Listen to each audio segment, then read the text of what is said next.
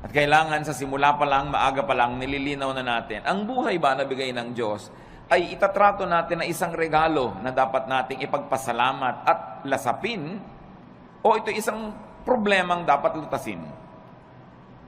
With that kind of mentality, you will already be standing on one side of the fence if you were going to be restful or anxious in life. John 16:33, Jesus says, I have told you this so that you might have peace in your hearts because of me. While you are in the world, you will have to suffer. But cheer up, I have defeated the world. Napaka-relevant po sa buhay natin mga kapatid, itong mga verses na ito. Kasi namin ng Panginoon, sinasabi ko sa inyo na dahil sa akin, pwede kayong magkaroon ng kapayapaan. Totoo, habang nandito kayo sa mundo, marami kayong lalasapin, haharapin, kakabakahin, problema. Pero, huwag kayong mawala ng pag-asa. Pasiglahin nyo ang inyong mga kalooban dahil napagtagumpayan ko na ang sanlibutan. Kuminsan, nakakaroon tayo ng feeling na defeated because we think we are the ones fighting. But the Lord is our champion. Nabuhay siya at namatay para sa atin. Ang lahat ng tagumpay ng Panginoon ay tagumpay natin. At siya'y walang kabiguan. Maging ang kamatayan na hindi nagtagumpay na siya'y hawakan ng matagal at siya'y nabuhay na muli, isang pangako na ang lahat ng sumasa kanya ay mabubuhay ding muli. Kasi sabi niya, alam nyo, kaya lumalaki ang problema nyo, pinapalaki nyo. Kaya bumibigat ang kalooban nyo, pinapabigat nyo. Totoo, kung magiging makasanlibutan lang kayo at mag-iisip lang kayo bilang mga karaniwang tao, talagang marami kayong dapat ikatakot at hindi kayo papapahinga. Pero bakit nyo gagawin yung matakot? Samantalang napagtagumpayan ko na ang lahat. That in Christ we have our victory. That even in our personal performance, we might fail every now and then, but it is not our performance that counts, but the performance of the Lord. Hindi yung kulang sa atin ang binibilang, kundi yung kapupunan na ibinibigay ni Jesus. Hindi yung ating karumihan, kundi yung paglilinis ng kanyang dugo. Hindi yung ating mga kamalian, kundi yung kanyang pagiging tama. Ang siyang ibinibigay at ibinibihis sa atin, kaya marapat lang na atin itong unawain. Life is indeed a gift to be enjoyed and shared. Like love, enjoyment and happiness is like a handful of sand. Yun pong buhangin, pag hinawakan nyo lang ng nakarelax ang kamay nyo, andyan lang. Pero subukan yung sobrang diinan ng hawak, sikipan, dumudulas sa pagitan ng mga daliri natin yung buhangin at natatapong lahat. When you hold too tightly, sand slips through your fingers. And happiness is like that. Enjoyment, like love, is like that. Pag sobrang mong hinigpitan, nawawala. Dapat, relax ka lang. Relaxing and knowing how to relax could be a great tool of survival in this age of stress. Marami talagang stress ngayon. Pati nga inumin mong tubig, binabayaran na, binibili, nung araw naman hindi. Maraming gastos ngayon na dati hindi naman gastos. Yung load, ang laki-laki ng pera mong napupunta sa load, dati naman hindi ginagastahan yan eh. Marami talaga. Pero marami ring blessing na available. Kita nyo naman, nagsusurvive ang lahat. Life is even better. So how to rest and relax, or how to live really, is our topic. And how do you do that? Do not hurt yourself. Marami pong mga tao nasasaktan, kaya lang hindi nila alam sila ang nananakit sa sarili nila.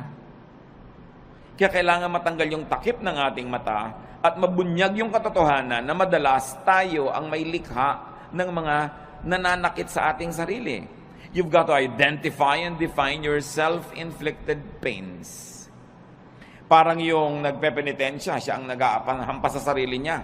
Siya ang nagsusugat at nagsasakit sa sarili niya. Marami mga tao ganun ang ginagawa nila sa buhay. Although, hindi kasi tayo laging conscious. Ano-ano po ang mga self-inflicted pains? Kasi kung meron kang tatanungin, gusto mo bang saktan ang sarili mo? Ang sagot natin, siyempre hindi. Ba't ko sasaktan ang sarili ko?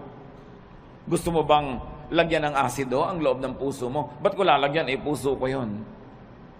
Gusto mo bang pahirapan ang sarili mo? Of course, I will not do that. But the truth is, many of us do it. Ano po yung mga pahirap na tayo rin ang may likha? Jealousy. covetousness, and greed. They hurt.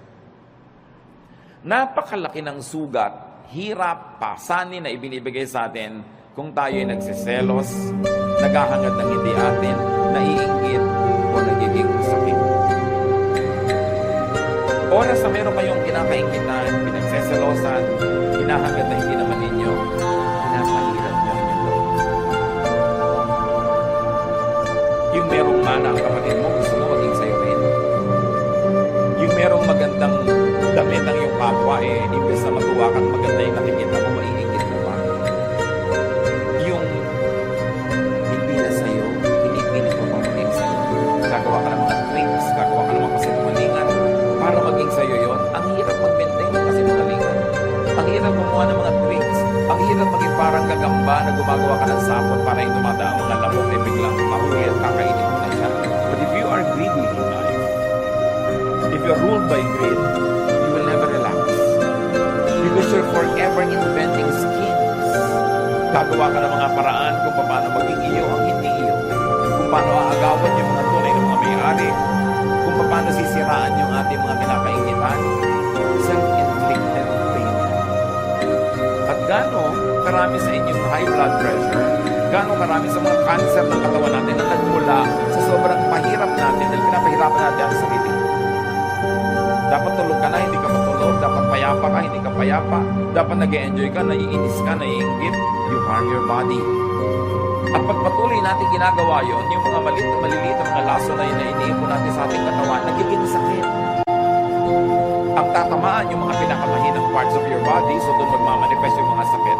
Pero ang totoo nyo, nagsisimula sa isip mo yan. Nagsisimula sa iyong spirito. Kaya sinasabing ang mind over matter. Halimbawa yung mga taong sobrang magsikap, talagang nagpapakamatay, nagkakandarapa para laging panalo, para laging mas maganda ang gawa niya, mas mataas ang score niya, mas kahanga-hanga ang kanyang performance. Gaano karami doon ang dahilan sa inyo? Sabi sa Ecclesiastes 4:4, then I realized that we work and do wonderful things just because we are jealous of others. This makes no more sense than chasing the wind. Si Solomon nagsasabi na pagtanto ko na ang dami nating ginagawang kadakilaan, ginagawa lang natin dahil hindi tayo sa iba. At gusto nating maging mas dakila tayo. Halimbawa, although hindi ko naman talaga alam ang intensyon ng mga gumawa ng malaking pinakamataas na building sa Dubai. Ang taas na building para lang masabing nasa kanila yung highest building in the world. But what is the context of a tall building, for instance, in Manhattan, in New York? Kasi wala nang space, itataas yung building mo kasi wala nang space. Pero sa Dubai, na ang lapad-lapad ng disyerto, na kahit ihiga mo yung building, ang haba-haba, everything is first floor, yung ginhawa sa lahat, pwede dahil may space, ba't mo tataasan para ka lang maging tallest building in the world? O ano nangyari sa kalagitaan ng proyekto, bumagsak ang ekonomiya. So ngayon, kinailang iligtas sila ng kabilang state para matuloy yung project, napalitan yung pangalan. So, ano pa ang mga pinagagagawa natin? Halimbawa, mga estudyante, bakit marami sa mga magulang tinutulak ang anak na tumaas ang grade? Dahil gusto ba nating tumalino siya? O dahil gusto lang nating matalo niya yung isang kakumpetensya sa grade? Bakit kailangan ang laki-laki ng TV mo? Ang liit ng bahay, lampas na yung TV sa dingding, nakikita na ng kapitbahay yung gilid. Bakit kailangan? Kasi malaki yung TV ni Kumari. Bakit kailangan mas malaki ang hikaw mo? Dahil ba talagang yung tenga mo, kailangan niyang paglapitin na ng mga mabibigat na hikaw mo? Mayroon kang kakumpetensya. Bakit kailangan mas maliit ang baywang mo? Marami tayong ginagawa mga kapatid, pahirap sa sarili just because we're competing with other people. Sabi ni Solomon, vanity, meaningless. Isang pagpapahirap sa sarili na hindi kailangan. Isa pa bang pagpapahirap natin, fatigue. Fatigue hurts. Too much work is painful. Ang dami mga tao sobrang magtrabaho tapos ang konti lang naman ang nabe-benefit nila sa tinatrabaho nila. At the end of the day, sila yung lugi. Sinong nakinabang ang mga kamag-anak nilang batugan? mga kamag-anak nilang tamad, hindi nag-iisip, saan kaya ako kukuha ng ganitong gagastusin, ano kaya ang gagawin ko, pero at the end of the day, nagkakaroon din. Dahil, kahit nagger ka, kahit nagagalit ka, bibigyan mo rin. So, ikaw si lugi. Kaya lugi sa buhay yung mga OC, yung mga obsessive compulsive, linis ka ng linis, as iba dumi ng dumi. Hindi ko alam, hanggang ngayon, hindi pa po ako decided kung tatawagin kong blessing yung mga taong walang pake. Yung may baha, walang pake. Tulong. Yung bukas may gastusan, walang pake. Pero at the end of the day, nabuhay din sila ng 70, 80 years old, masaya pa sila. Kasi ikaw, worry ka ng worry, isip ka ng isip. At ang nangyayari tuloy, dahil mahilig ka mag-isip, ikaw tuloy ang sasagot sa mga gastusin niya. Eh kasi ikaw yung responsible. But is that the way to live? Do you want to be like that? You've got to let go of some things. Going against your conscience for the sake of gain hurts. Gano'ng karami mga kapatid ang ginagawa natin na labag sa ating buti? Pero ginagawa mo para lumaki ang iyong kita. O para mapalapit ka sa isang taong pinupuri mong akto doon at pipili ka sa kanya. Ginagawa mo, pero naiinis ka sa sarili mo, ginagawa mo yun. So, ba't mo ginagawa mo? Yung bang gain na mapapala mo doon is more than the loss. Pag kinumpir mo yung napala mo at yung lugi mo na nahirapan ang iyong loob, napagod ang loob mo, nakakasira ng kalusugan. Nakakasira ng sarili. Ano pa po ang mga mahirap natin sa sarili na hindi natin na-realize? Strained personal relations. They hurt. Yung meron tayong kaaway, kagalit, and we maintain this kagalitan, hirap tayo. Dahil kahit nagpatigas ang loob mo, kahit ka pa nagtatapang-tapangan, aminin mo, mas gusto mo naman friendly yung atmosphere. Mas gusto mo naman na kabati mo yung kagalit mo ngayon. Mas gusto mo naman na love ka niya kaysa hate. Kahit nagpapretend ka pa that you don't care, you care. Why? Because the Spirit of God lives in us. And that Spirit is hurt whenever things are wrong. Kung ang mga relasyon natin sa ating kapwa ay pangit. Kaya kami mga tao nagpapagamot, laging masakit ang ulo, laging masakit ang likod, laging masakit ang ganito. Tanong mo, marami ka bang kaaway na kamag-anak, kaibigan ako? Hindi mo kailangan ng gamot. Makipagkasundo ka lang, baguhin mo ugali, magagaling ka. Kaya kami sakit, kahit inumin mo lahat ng isang gram ng mga gamot. Kung lagi kang nakikipag-away, lagi kang may kaaway, may gusto kong sugurin, defensive ka dahil may sumusugod sa'yo, magkakasakit ka. Kaya ang Panginoon nagtuturo, forgive, make peace. Sa palagay niya, nagtuturo siya para tayo lugihin? No.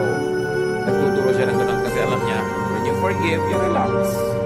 When you make peace, you relax. And when you relax, you will get well, even if you're sick. Or you will not get sick. And then it is to your advantage. Lahat ng turo ng Panginoon, hindi para tayo madehado. Doon tayo panalo.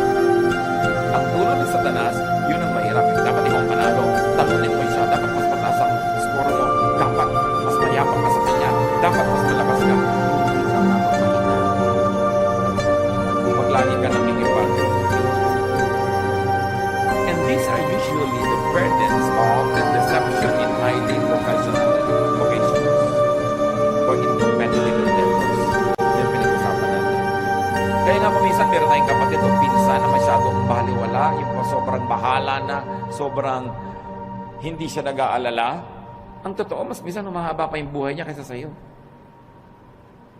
Siyempre, ayaw naman natin maging ganon. Pero meron tayo kahit konting dapat matutunan doon sa mga taong marunong magsawalang bahala paminsan-minsan. Kasi pwede mong punuin ang buhay mo ng puro takot.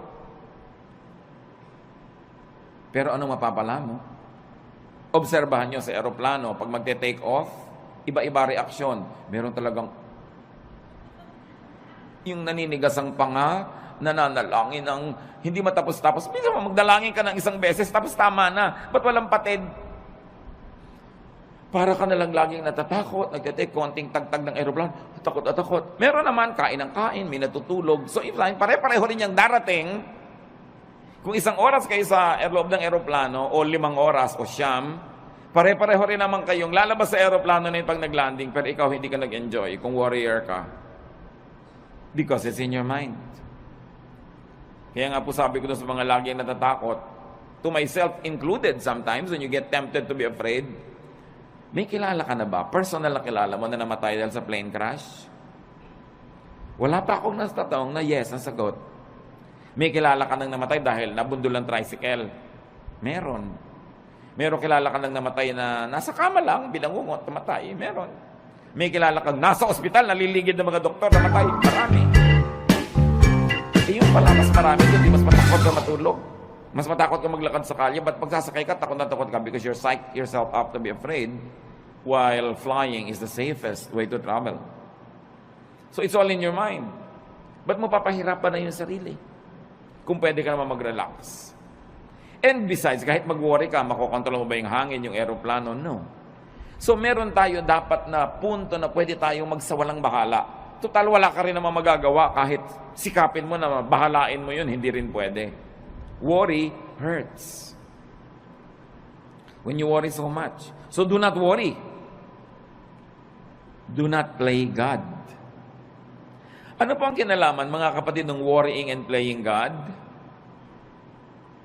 Making things work is God's role. Yung hindi mo control, katulad nun, lumilipad ka na, hindi mo control yan eh. So hayaan mong God ang mag-isip doon. Colossians 1:17, God's Son was before all else, and by Him, everything is held together. Sa pamamagitan ng Diyos Anak, ang lahat ng bagay ay nagkakakapit-kapit, nagkakalakip-lakip, umaandar ang mundo, umaandar ang sinukob, umaandar ang creation dahil sa Diyos Anak. Hindi dahil sa iyo. So kung meron dapat mag-worry how to make things work, siya, hindi ikaw. Ang dapat mo lamang gawin, yung papel mo. So kung engineer ka, i-check mo kung maganda ang makina ng mga aeroplanong chine-check mo. Kung ikaw ay may papel, gawin mo yon at pagkagawa mo noon, leave the rest up to God. Kaya mahalaga, ginagawa mo lang yung papel mo. Sabi nga ng Desiderata, the universe is unfolding as it should. Sisikat ang araw bukas, tulungan mo man o hindi. At lulubog yun bukas ng gabi, pigilin mo man. Aandar ang lahat. Mag-global warming kung kailangan mag-global warming. Magkakaroon ng bagyo at aalis din ang bagyo. Babaha at huhupa ang baha. Lahat pa ulit-ulit lang na mangyayari. Hindi mo yung problema kasi hindi ka ang Diyos. Ang problemahin mo lang yung munting daigdig where you move, where you can make a difference, and then leave the rest up to God. Sabi ng Jurassic Park, life finds a way. Mga magulang, nag-aalala tayo, naku, yung anak ko aaten ng picnic, baka mahulog. Mangangunyapit yun. At pag nahulog na yun, aahon uli yun kung saan man siya nahulog. Baka siya malunod, lalago yung pilit. No? Gagawa siya ng paraan because life finds a way. Minsan ang takot ng mga magulang, mamatay siya ng hindi pa matatanda yung mga bata dahil hindi maaalagaan. Aalagaan din nila ang sarili nila. Kahit hindi mo alagaan yung mga batang yan, nakadikta sa kanilang kalikasan, aalagaan nila ang sarili nila. Pag may nahipo silang mainit na plancha, siyempre kahit hindi mo sabihin, tatanggalin nila yung kamay nila. Nakasulat sa atin yun. We were wired to survive, to reproduce, and to live the cycles of life that are assigned to us. So hindi natin dapat masyadong inaalala yan. Nakatakda yan. Huwag mo alalahanin ang shape ng bulkang mayon. Magiging perfect pa kaya yan ng matagal? Paano kung sumabog? May mga nagagano, nagwo-worry. Anong gagawin mo? Tingnan mo na lang siya. Kung hindi na siya perfect, tabi-tabingi. Find another beauty in it. But enjoy it while it lasts. Maybe you have a provider complex or a protector complex or a teacher complex, but do it only up to a point. Do not overdo being a provider. Because even if you don't provide for your loved ones, they will find a way to continue living. Even if you don't protect them all the time, God designed them to protect themselves. You don't always have to be the teacher. You don't always have to be the moralizer, the one who says the right thing.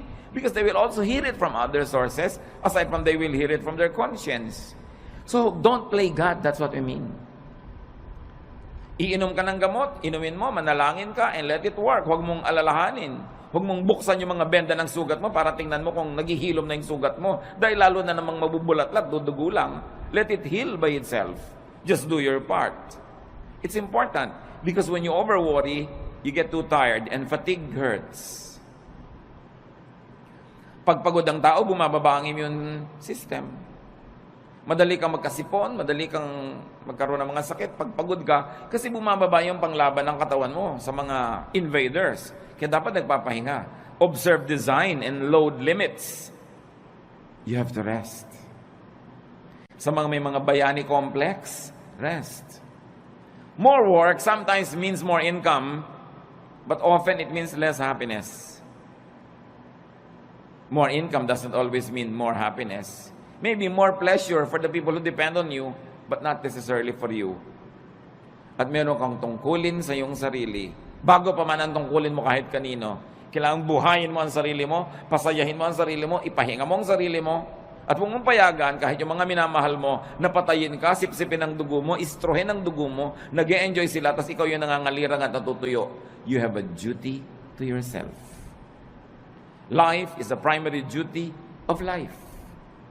At paglabag sa utos at kalooban ng Diyos na nagbigay sa ng buhay, napabayaan mo ang buhay mo. Kahit pa nga yung pagpapabaya mo, pagdugtong sa kaligayahan ng iba.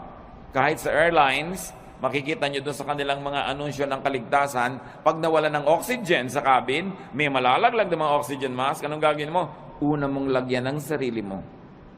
At pag nakakahinga ka na ng tama, at saka mo tulungan yung bata o yung matanda o sino man, you have a duty to yourself. And it's not selfishness. You were wired and created by God to protect the life that was assigned to you to protect. Yung ibang tao, ipoprotect nilang life nila. Sometimes we are overprotective But they will protect themselves because they too were wired to protect themselves. So do not overwork yourself. Rest from overwork. Learn appropriate contentment with what you make. Yung mga iba, lalo mga professionals, may kasabihan nga ngayon, dahil alam niyo sa Korea, South Korea, sobrang modernization at sobrang materialism tuloy dahil puro pera. May kasabihan ngayon doon, a Korean man gets stomachache when his cousin builds a new house. Dahil naiinggit siya, bakit may bago siyang bahay? Anong problema ko, ba't di ako nakakapagpagawa? So papagawa din siya. The competitiveness is too much. That's why one of the highest rates of suicide dyan. Dahil sa competitiveness. 1 Timothy 6:6-7, and religion does make your life rich by making you content with what you have. We didn't bring anything into this world and we don't take anything with us when we leave. Sabi dapat, kontento ka kung anong meron ka. Hindi sinabi na kung ano na lang nandyan pwede na. Kasi itinuro, 6 days you shall work and on the 7th you will rest. So it follows that you will really achieve, that you will acquire, that you will amass, and you will have. But the point is, be contented with what you naturally have. So kung ito pa lang yung kinikita mo ngayon, ginagawa mo naman yung best mo, huwag mo i-compare sa kita ng iba to the point that you will kill yourself trying to beat that other person and trying to make more. Kaya nga sa mga highly professionalized fields, totoo yan, ang daming may ulcer, ang daming may insomnia. So they squander their youth trying to make money, and when they are old, they use all their money to become healthy again. So mahalaga, iniingatan mo yung katawan mo na may limit ang pwede kong gawin. Hindi ako pwedeng lagi nagpapakabayani. Hindi ko laging sosolve ang problema ng daigdig. I will have a healthy level of self-preservation. Do not strain yourself to make now what you should still make tomorrow. Yung kikitain mo pa bukas, huwag nang kitain ngayon. Magpahinga ka naman. At sabi ni Solomon, the more money you make, the more people come to spend it. And don't you find it true? Nung maliit ang kita nyo, hindi kayo pinapansin ng mga tao, so yung maliit na kita nyo, kasya sa inyo. Nung lumaki-laki, biglang naalala na ngayon ng nanay mo na malaki yung kita mo, naalala ng kapatid mo, naalala ng pinsan mo, heto na ngayon nakadaing sa'yo, nakahingi. Lumaki palalo ang kita mo, pati mga pinsan mo ngayon nagdadatingan na para makihalo at makikuha sa mga kinikita mo. So ikaw ang mag-isang nahihirapan, nagdurusa, Yung iba ibinebenta ang kaluluwa, ginagasgas ang muka, sinasaktan ang sarili para kumita, tapos ang daming humuhot-hot. Do you like that? Pag marami kang kinikita, maraming makikiparte. Dadaming kamag-anak mo, maraming tutuntun sa'yo. Hindi naman masama maging matulungin tayo, but making more money at the expense of your health and peace does not always benefit you. Probably it benefits other people. And this is not what you want to happen in your life.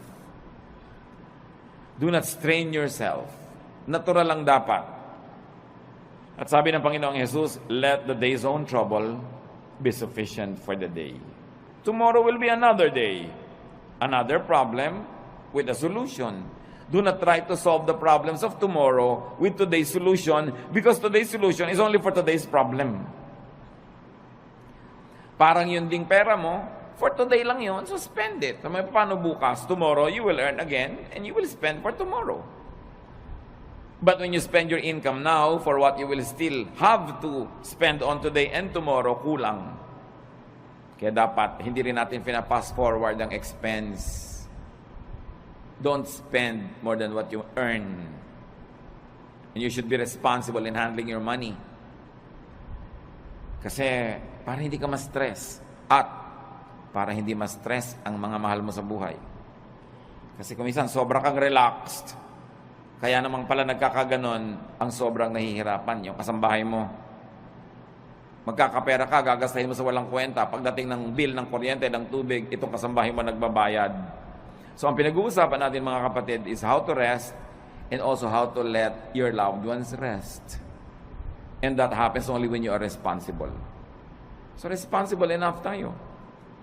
Do not be overly competitive, but don't also be overly sacrificing for others. Yung sobrang pagsasakripisyo para sa kapwa, hindi yan turo ni Jesus. Turo lang yan ang simbahan kumisan. Mark 6:31, a very interesting episode in the Lord's ministry. But so many people were coming and going that Jesus and the apostles did not even have a chance to eat. Then Jesus said, let's go to a place where we can be alone and get some rest. Sasabihin ba, very un-Jesus yata? Ang daming tao na kailangan ng pakainin. Ang daming taong kailangan pagalingin. Kailangan ipanalangin. Kailangan i-counsel. Kailangan turuan. Kailangan palayasan ng mga espiritong nakatira sa kanila.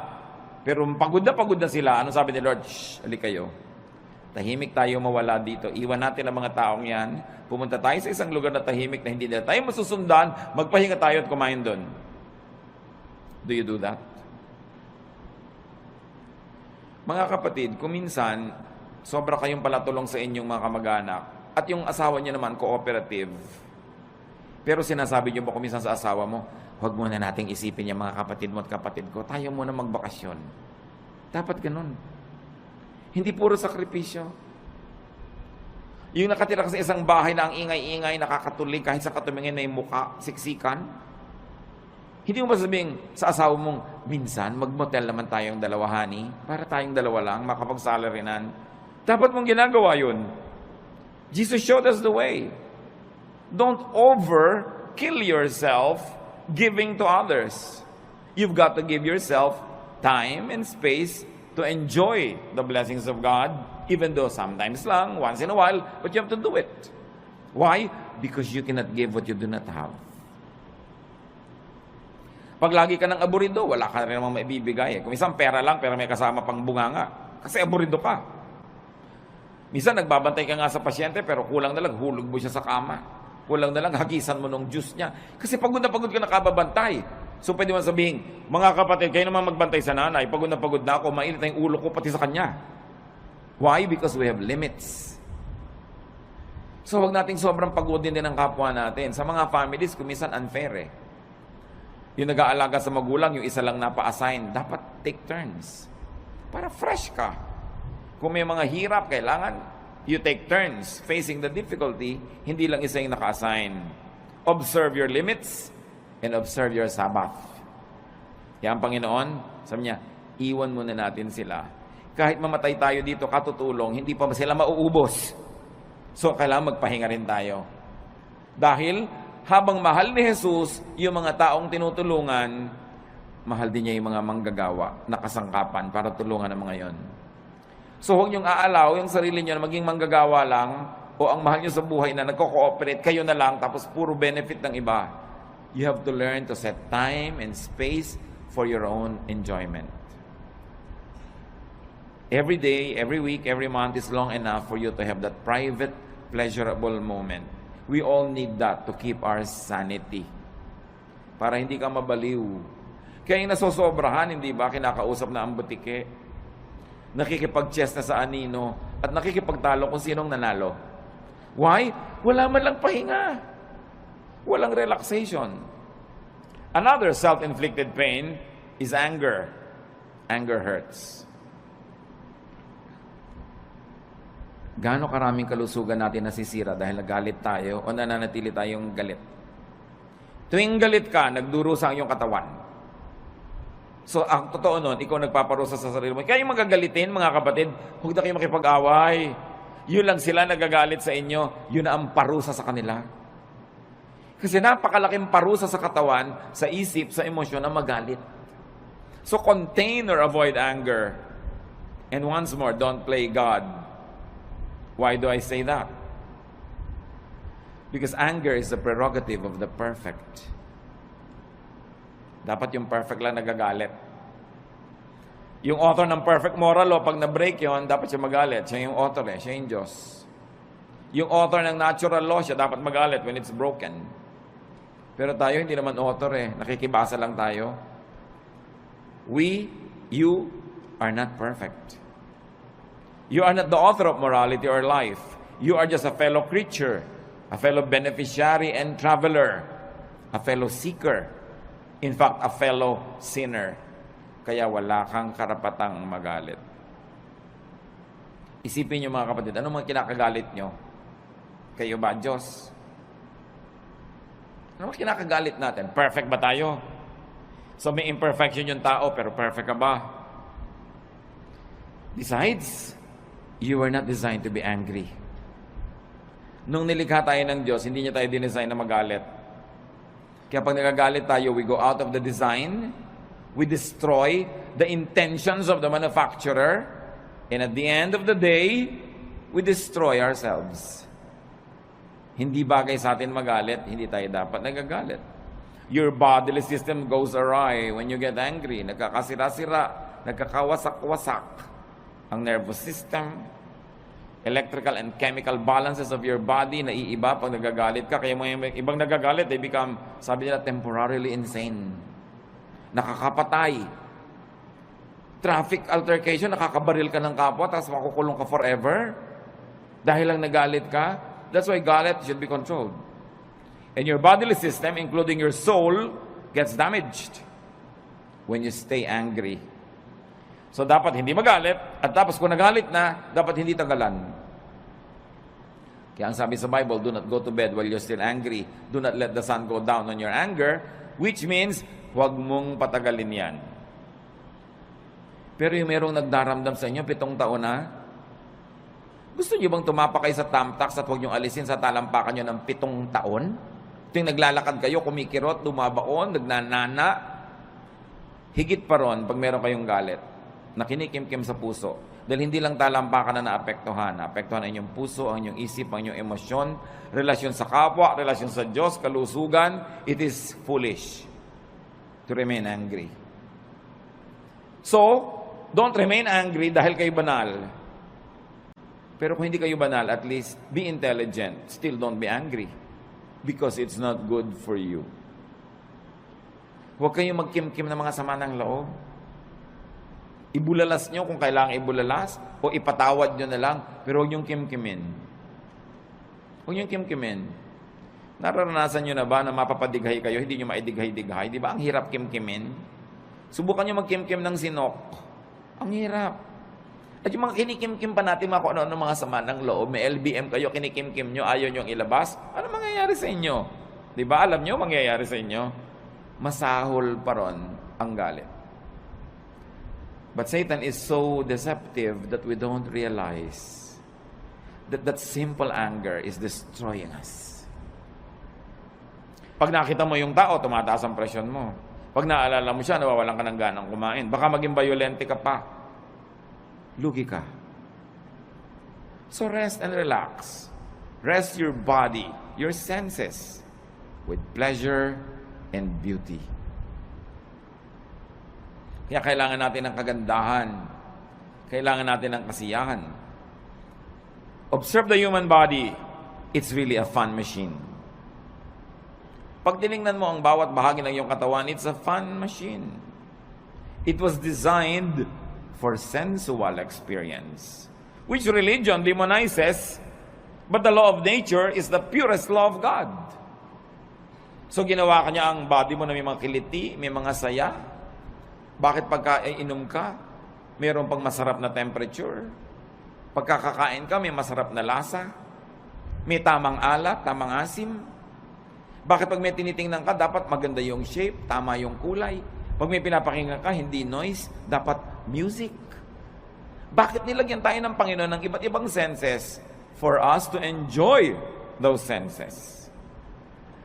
So, you relax your body with beauty. Nililinis mo ang bahay mo para maganda, mabango. Nililinis mo ang kapaligiran, inaayos mo. It's great therapy. Please your eyes, your ears, your palate, your taste, your nose, your skin, your body. It is not ungodly. Why? Because our spirit lives in this body. Kung ang gusto ng Panginoon, spirito ka na lang. Di dapat sa makabilang buhay ka na. Tanggalin na yung spirito sa katawan. Pero inaalagaan natin yung katawan. Akala ng iba, pag religyoso ka, ini-ignore mo yung katawan. Taking care of your body is one of the highest forms of spirituality. Because your body is a gift of God. It is even called temple of the Holy Spirit. Do you want the temple to be ugly? Do you want it to be disorderly? That's what you want for your temple. Psalm 139:14. And I praise you because of the wonderful way you created. Everything you do is marvelous. Of this I have been. So people will be people. Humans will be humans. And it's not wrong to be human because we were created to be so. Do not pit spirituality against sensuality.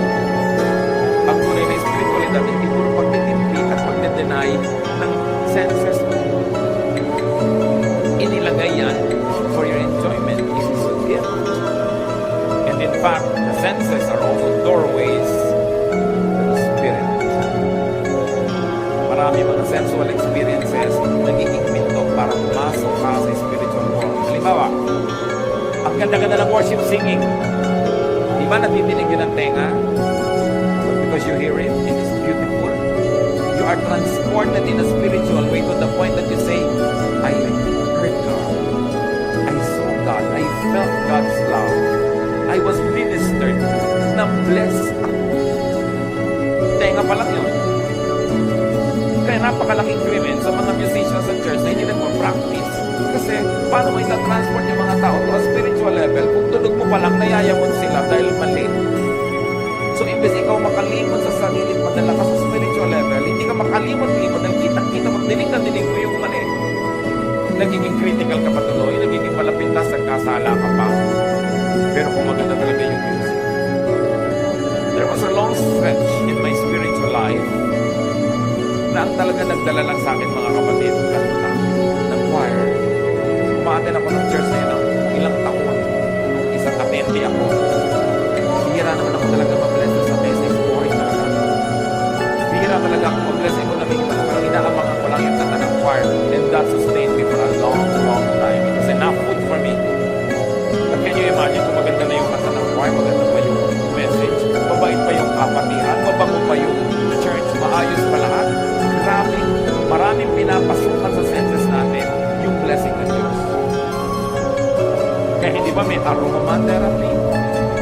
Kung pupunta ka sa mga spa, kung gusto niyo yung nakakapagpahinga, yung nakakagising, nakakatulog, kung ano-anong maipapauwi sa pipili ka ng scent, because through the nose, the spiritual world comes to you.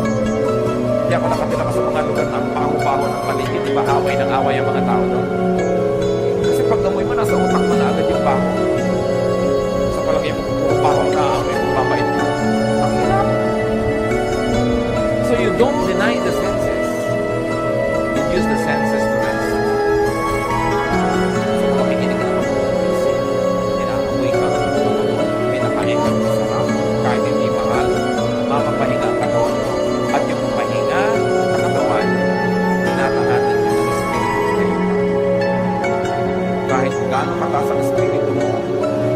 saan yung katawan mo, doon yun pupunta. So kung ang baba-baba ng level ng katawan, nahihilan niya pababa yung spirit. Kaya sinasabi, the spirit is willing, but the body is weak. So the body is strengthened with pleasure, with rest, with cleanliness, with righteousness. So indulge your senses. It's an act of union with your Maker. Kung gusto makipagtingin sa atin ng Diyos, diyan siya pumapasok sa mga pinto na yan, sa senses natin at sa ating brain. Kaya yan ang maraming paraan para tayo makakonekta sa Spirito. Your body, after all, is a temple of the Holy Spirit. Ecclesiastes 8:15. So I think we should get as much out of life as we possibly can. There is nothing better than to enjoy our food and drink and to have a good time. When we can make it through, then we can make it through these troubles of life that God has given us here on earth. Sinasabi ni Solomon na pinakamatalinong tao sa lahat, you must get the most out of life. You must get the most pleasure. You must get the most fruits. Eat the best when you can. Listen to the best. Have the best. Sabi niya, there is nothing better than to enjoy good food, good drink, a good time. Why? Because life has a lot of troubles. It had a lot of troubles, it's having a lot of troubles, and it will present a lot of troubles. Iba na yung pinatatag ka na ng napakaraming magagandang karanasan, pampatibay sa'yo, pagka ikaw ngayon ay pinupukol, binabato, itinutulak, ginigiba ng mga pangit na karanasan, meron kang pagkukunan sa iyong alaala ng mga masasarap na mga kanaalaala, payapang mga moments in your life, and it will strengthen you. Kaya yung mga bata na pinalaki sa kalupitan, sa palo, sa walang pag-ibig, usually buong life halos disoriented sila. Unless kilalanin nila na kailangan nila magpatawad, magbagong buhay, at kilalanin nila yung pagbabago ng Panginoon, all their lives have become a slave of their dark past. Kaya mahalaga, pinapaganda mo hanggat maaari, lalo sa mga bata. Sabi ni Solomon, tuwing makakapag-enjoy kayo, mag-enjoy kayo. Kasi may mga panahon, kahit may pera kayo, wala kayong gana. Makakabili kayo ng pagkain, pero magaan lalamunan nyo. So ngayong may pambili kayo at meron kayong gana, eat.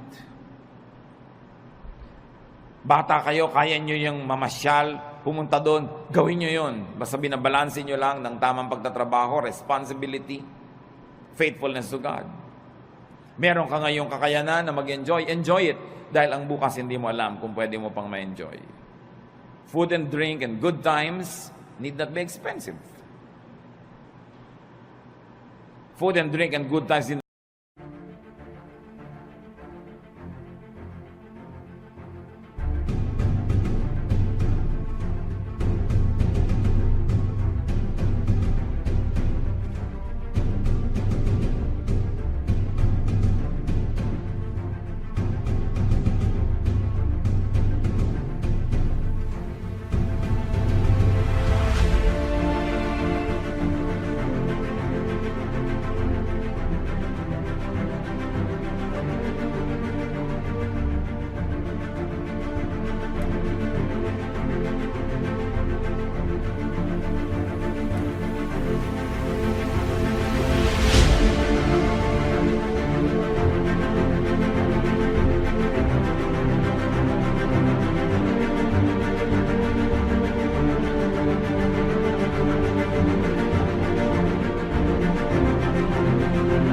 that come from damaging toil and overwork, and it need not be paid for with a damaged body and a bruised soul. Hindi totoo ang chismis na kailangan mo pa magkasala, magnakaw, gumawa ng masama para ka mag-enjoy sa buhay. Maraming bagay na libre at maraming bagay na hindi naman mahal. Ang kailangan lang baguhin natin attitude. We must remove from our value system the notion, the mistaken notion that spirituality means suffering all the time. If God likes you to suffer, bakit niya lagyan ng nerve endings ang iyong katawan that is meant for enjoyment? Because God likes us to have a good life. No eye has seen, no ear has heard, no mind has conceived what God has prepared for those who love Him. Another way to relax and how to live is to rest your spirit by doing good. Ephesians 2:10, we are God's workmanship, created in Christ Jesus to do good works, which God prepared in advance for us to do. Sabi, likha tayo ng Diyos. Nilikha kay Jesus para gumawa ng mga mabuti at yung mga magagandang gawain natin, inassign na noon pa man, bago pa tayo sinilang. So may assignment tayong lahat na gagawing mabuti. At pag hindi nyo ginagawa yon, may bahagi ng inyong puso na lamukot, lukot, tiklop, pipi, nagdurugo, nasasaktan, may kirot. Kasi wala ka sa design. Dapat hanapin mo, kapatid, ano yung assignment mo sa mundo, anong mission mo. Sa buong buhay, sa isang taon, sa isang buwan, sa isang linggo, sa isang araw, sa isang oras, nag-iiba-iba yung mission na yun. Lagi ka lang sensitive. Anong maganda na pwede kong gawin ngayon, ang assignment ko kay Lord? Gawin nyo. Sasaya kayo. Basta ginagawa nyo ang kalooban ng Panginoon, may pera kayo't wala, malusog kayo't hindi, nag-iisa kayo o may kasama, may malalim kayong saya na tinatawag sa English na joy. It is not dependent on outward events. It is there in your spirit. Pero, pag alam na alam nyo kung ano yung mabuti nyong dapat gawin, tapos maang-maangan kayo, in-ignore nyo, di nyo ginawa, kahit may pleasure kayo, kahit may pera, kahit maganda yung kapaligiran, may nagluluksa sa inyong kalooban na hindi nyo pwedeng itanggi at itatwa. So, ang pinakamabuti sa tao, maging totoo sa espiritu, maging totoo sa sarili. Be in character, be true to form. You were not an accident. You were created before the foundations of the world by God's will. Hinintay lamang na lumabas ka sa panahon at sa lugar, pero meron ang kalooban ng Diyos para sa iyo at may assignment ka na. Dapat yung gawin, dapat yung hanapin. Pag hindi mo ginagawa yon, may pera ka man, mataas man ang iyong kalagayan, sikat ka man, may kulang. Parang naglalakad kang merong bato sa loob ng sapatos mo na natatapakan mo, hindi masaya, hindi masarap. Psalm 62:1, my soul finds rest in God alone. My salvation comes from Him. Hindi tayo mapapahinga hanggang wala tayo doon sa sentro ng kalooban ng Diyos. So huwag makipagtunggali, huwag lumaban, makiayon. Flow with the Spirit of God, enjoy the trip, enjoy life, do what you have to do good, be righteous, and then meet your Maker when time comes. There will be no regrets when you have lived a full life.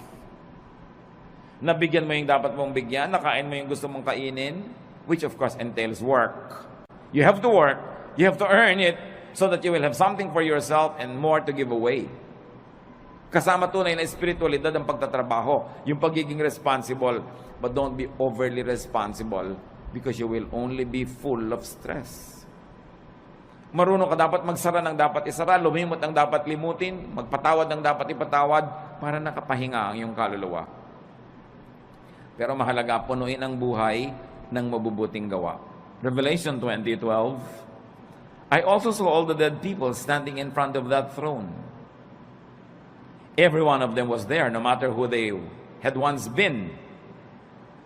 The book of life was opened. The dead were judged by what those books said they had done. So lahat ng ginawa natin, ginagawa, gagawin pa, nakalista, at magiging basihan ng final judgment. Doing good places you in the path of God's blessings. Doing good gives balance and peace. Halimbawa, mga kapatid, nalilito kayo.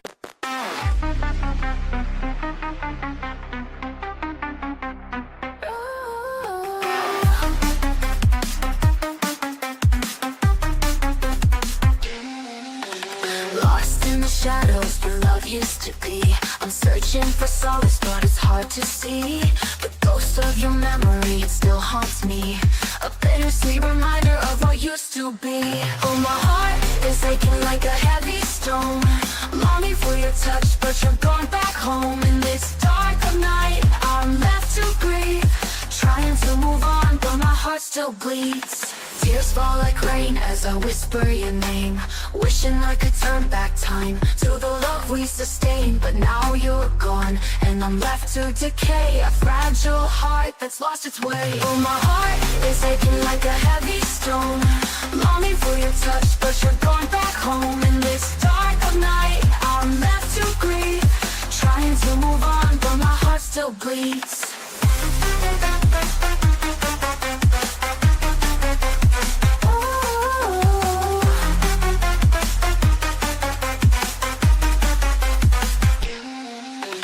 Lost in the shadows were your name, wishing I could turn back time to the love we sustained. But now you're gone, and I'm left to decay, a fragile heart that's lost its way. Oh, my heart is aching like a heavy stone, longing for your touch, but you're going back home in this dark of night. I'm left to grieve, trying to move on, but my heart still bleeds.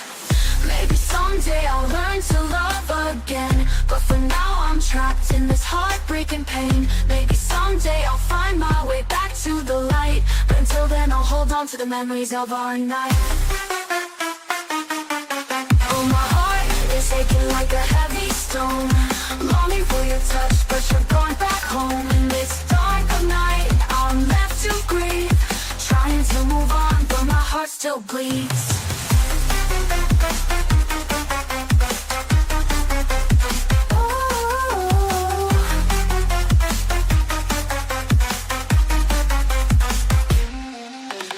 Fading away like the love we once made, leaving me with just a memory, a love that's faded.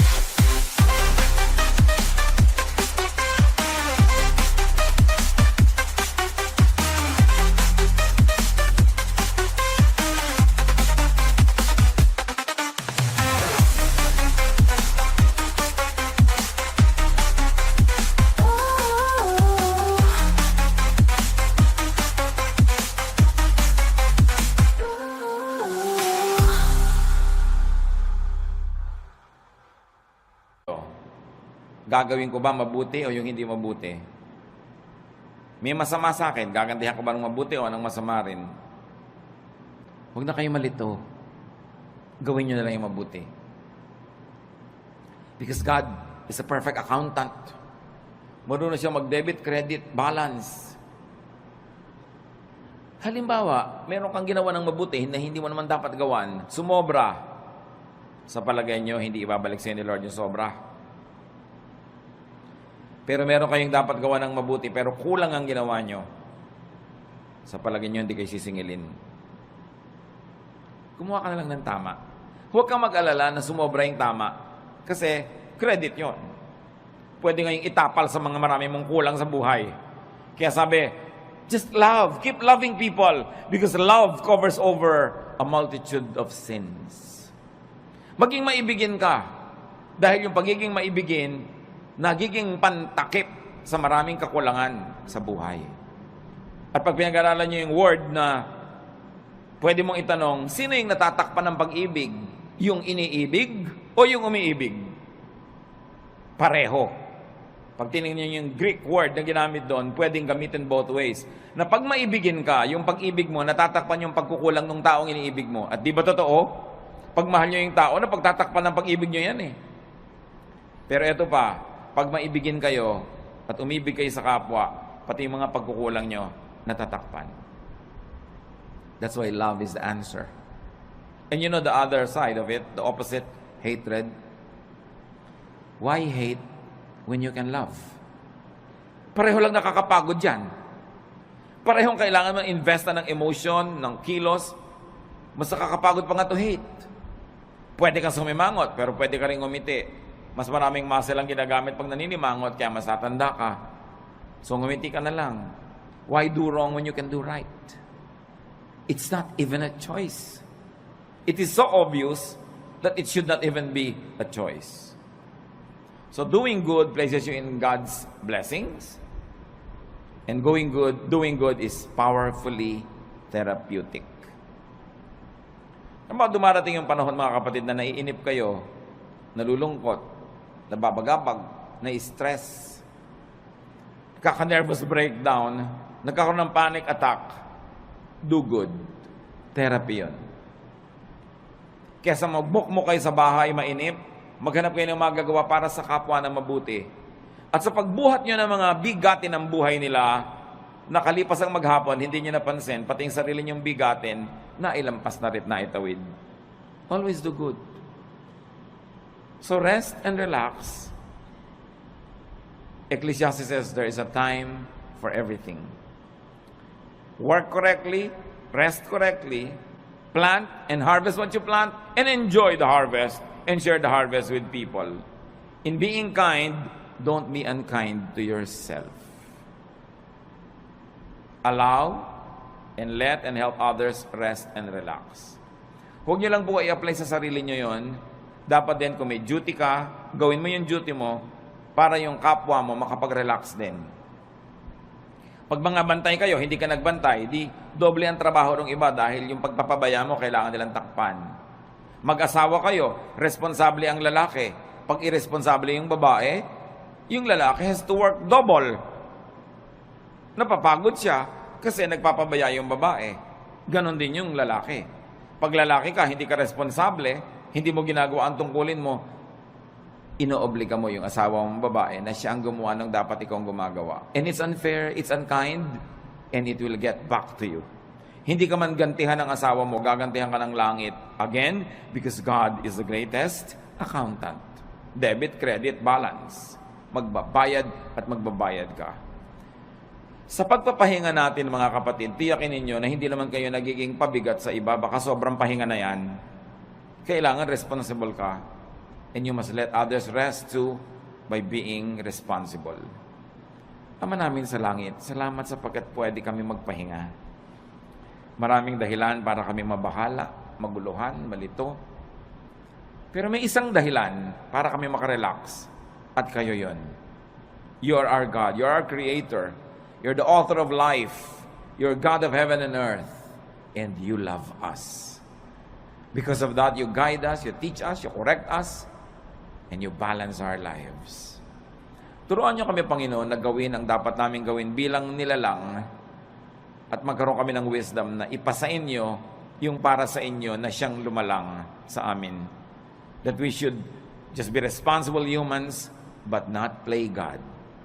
We should observe our limits and enjoy each day as we also do good things each day. Good things each day. Good things each day.